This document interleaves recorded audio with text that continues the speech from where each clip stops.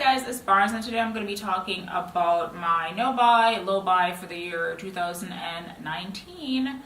So I know that this is a trend that's been going on around YouTube, and I'm actually excited about the trend because it aligns with my goals for this year. So one of the reasons I'm doing this no buy is because I have the goal of paying off my student loans for this year. And another reason is that I have more than enough tangible items, so makeup, clothes, skincare, things like that. I feel like I'm pretty set on. Next thing is that I'm trying to minimize the amount of things that I have in my home, simply because it gives me a little bit of anxiety to have a lot of things around, and it just makes my life easier when I don't have a bunch of stuff that I have to deal with. So the goal for this year's no buy is to decrease the amount of money I'm spending on random things that I don't need. Specifically, I am not going to buy things that I already have excess of, and that includes makeup and clothing, shoes, and hair related products. I'm still gonna, of course, spend money on experiences and things that bring me joy, so traveling, spending time with friends, family, things like that. So a big part of why I'm doing this no buy is that I analyzed my spending from 2018, and I'm gonna share what I spent my money on last year. And it's actually kind of cringy going over this stuff, but maybe it'll help someone else. You can use it as comparison, or you can just simply judge me and my spending habits. So in the shopping category, I spent about $2,800 on electronics and software, and the majority of that is I had to buy a new phone, which I'm looking at right now. So this is the iPhone XS Max. So I had to buy another one. I had to buy another iPhone because my other one stopped working, sadly. And then I also had to repair a couple of my Apple products. So Apple got a lot of my money last year. Next thing is clothing, and I spent $2,500 on that. Did I need the clothing that I bought? Not necessarily. Some of it I did need because I actually went on a few summer vacations and I needed like actual summer clothes. I live up north, so even in the summertime I don't really wear like shorts and dresses and stuff when I'm at home, but when I'm on vacation I like to look a little better than normal, so I had to buy some clothes for that. Next here is lingerie, and that sounds way more exciting than it actually is.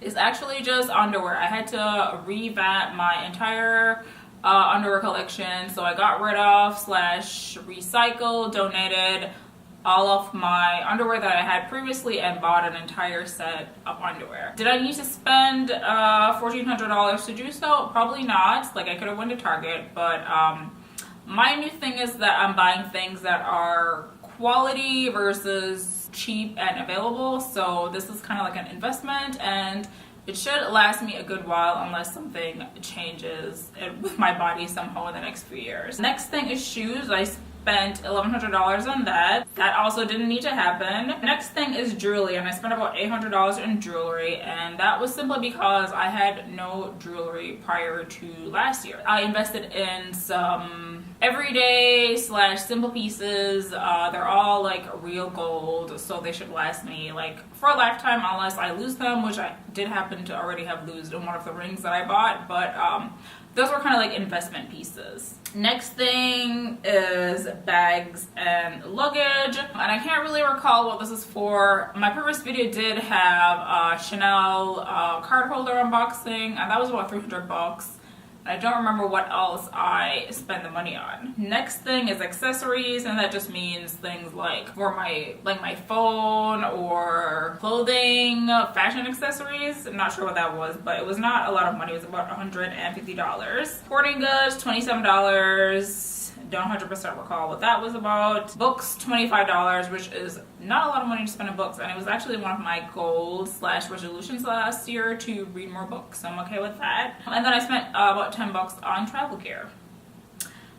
Next thing, or next category of spending, is personal care, and this is where I squander a lot of my money, and that is definitely what I'm going to be working on for this no buy / low buy year. The first highest category was hair. I spent about $2,000 on hair, and that is a lot of money to spend on hair. And that is because in the last few years I've gotten into extensions or human hair extensions, and if anyone uses that, then you know that those are quite expensive. Sort of thing to do for yourself.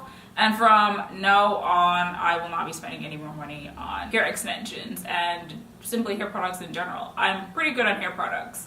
But for hair extensions, I just plan to, well, wear my natural hair for the rest of the time being. So I will not be buying any more hair extensions. Next thing is makeup. I spent $1,300 on makeup. And that definitely didn't need to happen. So I have had a long-standing relationship with spending money on makeup, and that started in my early 20s during college. Then it kind of tapered off because I was in school and had no money. Then I got a job, started spending money again. Then I went back to not spending money because I went to graduate school. And then I told myself that I would not buy any more makeup after that. But then recently, TJ Maxx and Marshall started coming out with kind of like old slash oversupplied makeup items that were like at a huge discount. And then that was my new thing, to buy discounted makeup. So I spent about $1,300 on that discounted makeup and then a few purchases from Sephora. And I did not need all that makeup. Like, I am pretty set for makeup for a very long time. The only thing that I will need to buy are just specific items that I usually run off, such as like brow products, maybe some foundation and things like that. But otherwise, I'm set in terms of like color products, lip gloss, eyeshadow, things like that. Next thing is spa and massage, and I spent about $600 on that. And if anyone has gotten a massage, you know they're expensive. I like to get them every once in a while, usually when I'm on vacation. So, and to me that's like an experience, so like I'm willing to spend the money on that, so that's okay. Health and beauty, that is just like general, like deodorant, like lotion, things like that. I spent about $300 on that, which is okay. Skincare, I spent $300 on, which I feel like is also okay. My skincare regimen, it needs some tweaking and I need some new products, but for the most part it's pretty stable because I have to use prescription products for my acne. So I have those two set products that I use, and then I have like secondary items that I need to get, like face wash, moisturizer, things like that. So $300 is not bad. Nail care, I spent $200, and that's because I am obsessed with nails and I do them myself at home, so I normally buy supplies for that. Last thing is laundry, which is kind of a random thing to be in this category. FYI, all of these categories are from Mint, so all my expenses are tracked based on like my transactions. So this is probably like when I was on vacation and I had to like go to the laundromat or something like that, because at home I have a laundry machine, so I don't have to worry about that. So my total spending for all of the things that I mentioned from last year was $14,000. That's a lot of money to be spending on extraneous items. So hopefully this year I can rein that in and I can use that $14,000 to go towards debt or go towards saving once I'm done with paying off my debt. Alright, and I think that is it for this video. If you have any questions about what I talked about, definitely let me know in the comments below, and definitely subscribe if you enjoy no-buy, low-buy videos or videos on finance. And I will talk to you guys later. Bye-bye.